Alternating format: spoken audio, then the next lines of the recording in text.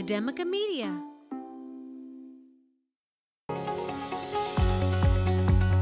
You are listening to Charter School Superstars, bringing you the voices of an education revolution. Welcome back, everybody. We are live from the Florida Charter Schools Conference in Orlando, Florida for Academica Media's 7-hour live stream right here from the exhibit hall.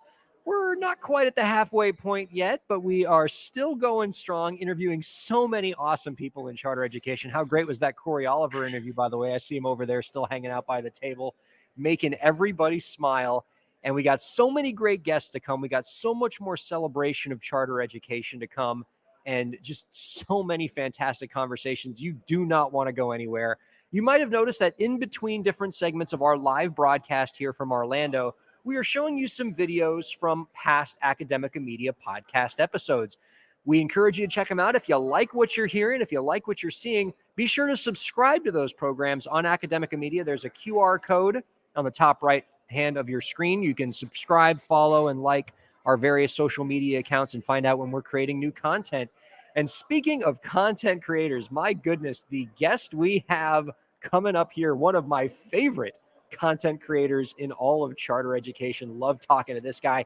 He is the Digital Innovations Director at Pinecrest Academy Schools, and he is the creator of one of my favorite, if not my favorite, education entertainment program, Edutainment Learning. He brings in all these fantastic guest speakers to do guest speaking virtual events to charter schools and schools around the world, exposing students to new careers and new perspectives. It's just such a fantastic program that he built from scratch, and it's really become quite a force to be reckoned with. And happy to talk to him, one of my favorite charter school people, Ralph Krauss, joining us from Nevada. Hi, Ralph. Hey, how you doing? Thank you for having me. So excited to have you here. Can you believe our live stream is holding? I can't This see is you, incredible. but I'm hearing you in my headphones. I love it. This is incredible. Oh gosh, I have enlisted every person I know that can pray to every deity that they can pray to keep the internet going. And so far the stream is held, and I can't believe it. In this exhibit hall where probably everybody is on a phone right now or on a computer right now, just clogging up the bandwidth, somehow we've held this stream so I get to talk to you from Nevada. How are you, Ralph? I'm doing fine. This looks like a wonderful stream, and you had a lot of nice things to say about myself and edutainment, but I want to say I'm a fan of yours, Ryan. I love everything you guys are doing at Academica Media. Well, gosh, I mean, so it sounds like the feeling is mutual, as well it should be. I love what you're doing with edutainment. And while I did give a little bit of a description of what your program is, I feel like they need to hear it from the creator himself. Tell us a little bit about what you do with Edutainment Learning and how it involves charter schools. Absolutely. Well, I can talk a little bit about my background. That's kind of how it came to be. So I was a classroom teacher here in Clark County for about a decade. And I found that to reach all of my students, I would bring in guest speakers outside of Career Day to help inspire and engage the students better. And I got a position at Pinecrest Academy of Nevada to work as a digital coach, and I was going to bring in some guest speakers, and a coworker was doing a lesson on the assassination of President Kennedy, and I virtually brought in one of the Secret Service members who was there that day, and the kids could ask him questions, and it kind of grew from there. And to say it grew from there, I think requires a gift for understatement, sir. Some of the folks that you've had come on and do edutainment segments, you're talking about cabinet secretaries, Emmy Award winners, Holocaust survivors, amazing movers and shakers on this planet. I have to ask, as somebody who's coming at this from a little piece of jealousy, I'd have to say, how do you get these people to do these edutainment segments for your kids around the world? I mean, I think at the end of the day, a lot of people on earth are just genuinely good people and are willing to donate 10 or 15 minutes of time, especially in this day and age post-COVID, that where everyone's familiar with Zoom, to where they're a lot more comfortable with it, makes it a little bit easier. But you just kind of reach out and you ask, and they either say no or don't say anything at all, or they say, yeah, I'd really like to participate. Who is the edutainment guest that you've had where you were just sitting at the screen, looking at that people talking to your students around the world, charter school students, international students, where you just said to yourself, wow, I can't believe this person is on our program sharing his or her perspective with these kids? I think there was, I mean, if I had to pick one that kind of I know, and that's stood not a fair out, I mean, that's question. really hard. I've been fortunate to have over 1,000 guest speakers participate in my initiative to reach over 100,000 participations, which it's exciting to see it grow like that. But I don't think I could pick one in particular. But I would think that my favorite, because I'm a big fan of history, is anyone who is a primary source, like a witness to history. Those are one of those where I stand back and say, wow, I can't believe I'm actually interacting with someone that way. So it could be like a 9/11 survivor, a Holocaust survivor, North Korean survivor, World War II veteran, Vietnam veteran, and even some of the inventors that are more on the historical side, like Steve Wozniak or Martin Cooper invented the cell phone. Those are those where you wouldn't normally get to interact with individuals like that and speak to them on kind of a normal human level. It's incredible. Would you say that one of the reason why these people come to you, people that if you were hosting a late night talk show on network television, people would say, wow, these are good gets for that kind of program? Like, is one of the reasons why you're able to get these sort of people, is it the educational mission? They know, like, these people want to talk to students. They want to communicate their ideals and their feelings to the next generation, and you're giving them an opportunity to do that? Yeah, I mean, you pretty much summed it up. It's kind of like a late show that's co-hosted by students, and they essentially come up with the questions, and it's kind of co-produced by students in a sense of they kind of reach out sometimes and say, "Hey, I would like this kind of guest," and go and find them.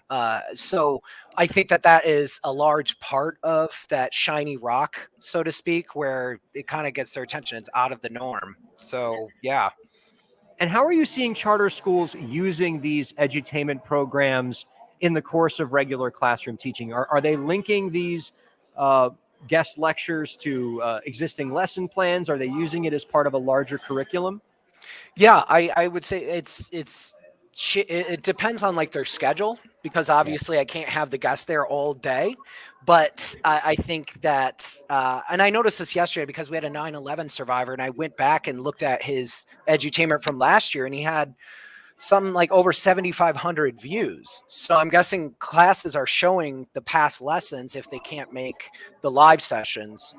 But sometimes they do long-term planning based on my online catalog at edutainmentlearning.com, or they'll look at past guests and embed those videos in their lessons. I like that. And one of the things that I enjoy about the way you set up these programs is it's very much two-way communication. You are talking with teachers, principals, and students and asking them, who can we bring you that's going to create an enlightening experience for you? You get that feedback, and that often drives who you having appearing on the program, right? Absolutely. And so essentially our customers, if we were to look at it in a business sense, the customers are the teachers, the students, and even the parents. And who does everyone want to see that could help supplement what's going on in these schools? Gosh, it's so incredible. And if I'm making my list of the things that Ralph Krauss does in education that just blow my mind and put a smile on my face, and it's a pretty long list. I got edutainment learning up there. We've already put that on the list, but right next to it is what you are doing with esports and the Academica Esports League. And when I had Corey Oliver on earlier, I was talking to him about some of the things he had at Jefferson County K-12, his school, that made me so jealous and made me want to go back to high school again. He had this culinary arts program. He had this recording studio. But if I could think of the one thing that makes me want to go back to high school again, it's esports, and particularly what you're doing with the Academica Esports program, hosting this inter-school esports league, doing games like Rocket League and League of Legends, and making esports a real honest to goodness varsity sport on charter school campuses. Can you tell people a little bit about this initiative? So cool. Absolutely, and I agree. I would want to go back to as well. It looks like so much fun, Right? so it's really cool to help produce that for these students. These are students who they might be traditional athletes in a sense that they play soccer or football, but there's a lot of students who don't play traditional sport or any sports, and they still want to participate in extracurricular activities, and this is a perfect vehicle for that.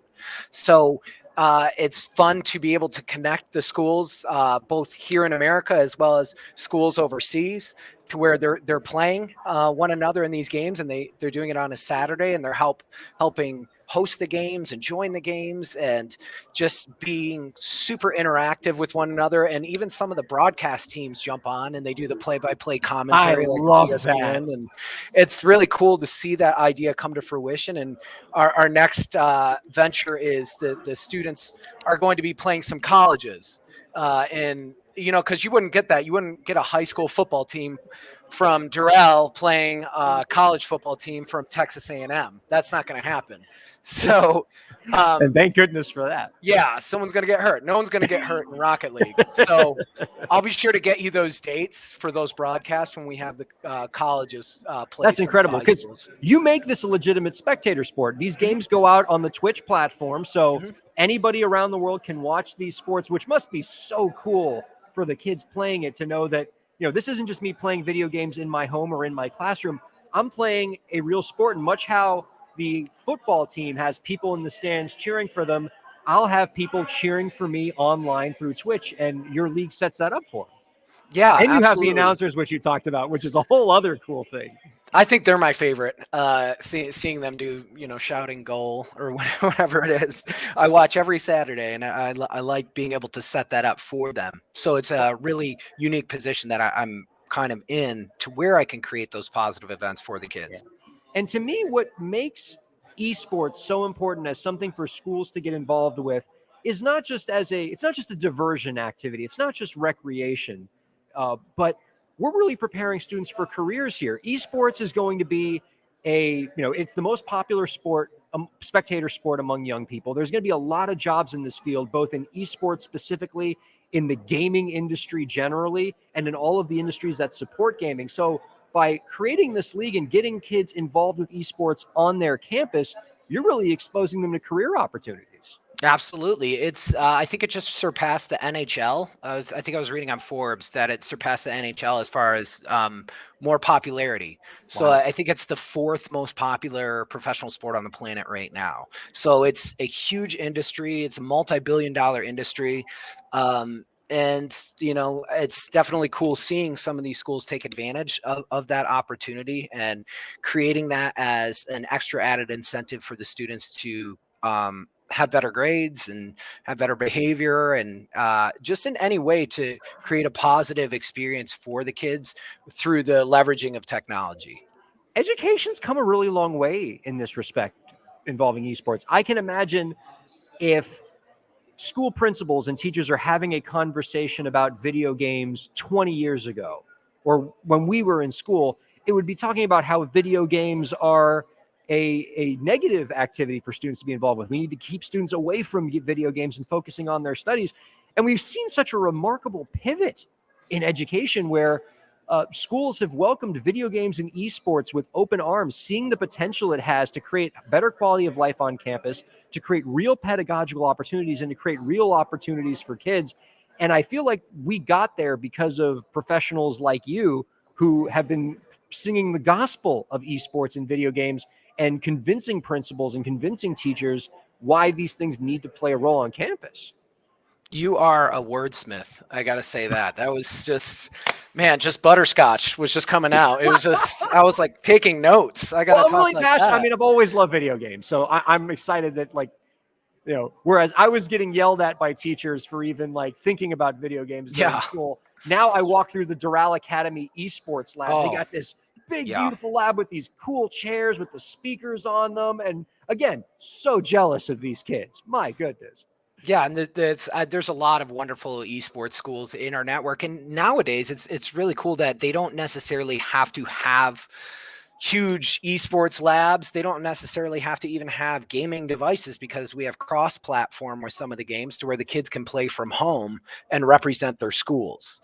And I like being able to leverage that technology. But to go back to your point before that, the envelope has definitely been pushed, and the discussion has been changed quite a bit about video games in schools. I still think we have some ways to go in regard to what kind of games, because there's a lot of scholarship opportunities out there for these games, to where kids who normally wouldn't go to college could have college paid for and be treated like an athlete. And So there are scholarship opportunities in this space that we're potentially absolutely. exposing kids to. Absolutely. Wow. Oh my goodness. So I mean, this is game changing. No pun intended. Just kidding. Pun definitely intended. We intend all of our puns here at Academica Media. Make no mistake about that. For the teachers, for the principals, for the school leaders out there from the charter school space that are watching this interview, that love everything about what we're saying, want to get esports on their campus, but don't even have the faintest idea of how to begin. How do you get started with something like this as a charter school leader? Well, you can go ahead and email me at rkrauss, that's RKRAU, S as in Sam, S as in Sam, at aveteaching.com. And I can help set it up. We have an awesome team at Academica that kind of streamlines the process easily for those principals. Anyone outside of the Academica networks, there's plenty of leagues that you can just search on Google. But it just depends. Talk to your kids. What do they want to play? The thing that I say to a lot of these principals and teachers, anyone who's kind of, I don't know about starting that, is these kids are going to play the games anyway. So you might as well leverage that to help with their school, help with their academics, help with their behavior. And it's a great marketing tool for a lot of these schools as well. I can imagine that's the wildest part. How about equipment? If I'm a school leader and I want to start an esports program, are you talking about having to make a significant equipment investment up front? Is there kind of a way to ramp up into it slowly, kind of dip your toe in the water? Are you buying consoles like Xboxes? Are you buying gaming PCs? What does this look like for somebody who's just getting started? Well, you like you had mentioned Ralph Prep, and there's a lot of other schools in our network that have gaming devices at the schools. And I know that that's not possible for all schools. However, you can piecemeal it together where a lot of these kids might have PlayStations at home and Xbox at home. And if you have a staff member kind of chaperoning, so to speak, you just figure out what were their screen names and tell them, hey, at Saturday at 11 a.m. our time or whatever it may be, we're going to connect and play Rocket League, and here's the joint information. That way they can still represent the school and still participate, even if that particular school doesn't have the finances to make it happen. And for the Academica service schools out there who want to learn more about that league, your league specifically, and maybe want to get their school involved and have them test their Rocket League prowess against other schools in the Academica Super Network, is there a website they can go to, or do they just email you? No, they can email me, or they can go to academicaesports.com. Oh, so exciting. All right, now, Ralph, this is a celebration of Florida charter schools, but we have granted you kind of a special pass as a Nevadan because we just love the work that you're doing. And I know that you're going to have particularly great perspective on the charter school movement here in Florida. As an outside observer, seeing how the charter sector in Florida has grown over the last 25 years, can you reflect on that? What does that time in Florida mean to you as a charter educator? And you guys are the trendsetters as far as charter schools in America. So us on the West Coast, we're a few years behind you. As an educator, former like classroom teacher, what I can see is that what you guys are doing there in Florida is definitely moving the needle, and you have other states trying to catch up to the older brother and do the things that you guys are doing. So we're definitely doing our best. Oh, absolutely. I mean, that I appreciate that perspective, but I'll tell you, some of the stuff we've seen from the charters in Nevada is certainly worth writing home about. I'm not writing particularly them off the Pinecrest schools. I'm not writing them off at all. We got Cognia certified. We have Pinecrest Inspirata. They're a blue ribbon. We have a lot of high achieving schools out here in Nevada, but it all started in Florida. So that's what we need to remember. Bless you. Again, this is Ralph Krauss that we're talking to. He is let's see if I get your title right here. I have just digital innovations. I'm digital, not director. Oh, but it sounds so much nicer. The Grand Poobah of digital innovations. Digital innovations at Pinecrest Academy Charter Schools. He does edutainment learning, which is a virtual guest speaker program, gets all kinds of amazing people to talk to charter school students virtually. He helps run the Academica Esports League, setting up esports programs in charter schools all around the country. Love what you do for charter schools, my man. Before we let you go, I want to ask you the final question that we ask all the guests on Charter School Superstars, because I guess technically this is an episode of Charter School Superstars, although this is a live stream. But It's such a good question to ask somebody like you that I got to ask it anyway. If with the snap of your fingers, Ralph, you could make any change to the education system, what change would it be? I would definitely make it mandatory for all schools, public, private, charter, whatever they may be, make it mandatory that they have to have virtual plans so they can be better prepared in case there's another shutdown. I see a lot of schools, definitely Academica schools, they are ready and prepared. But what scares me is seeing other schools that are non-Academica schools, didn't learn anything and are not prepared at all. So I would say to better serve all kids in the country, to make that kind of a necessary requirement for all schools. That's definitely something we can all get behind. Ralph, thank you so much for all the great work that you do with Pinecrest, with charter schools in general, and for just schools around the world, because I know you do a lot of great stuff with international schools, virtual schools, just everything you do in education. We're so grateful to have you working here and to have you joining us on this live stream to talk about some awesome education initiatives. Thank you for the opportunity to connect with you, Ryan. I look up to you, and I feel very honored to call you a colleague. Oh, right back at you, brother.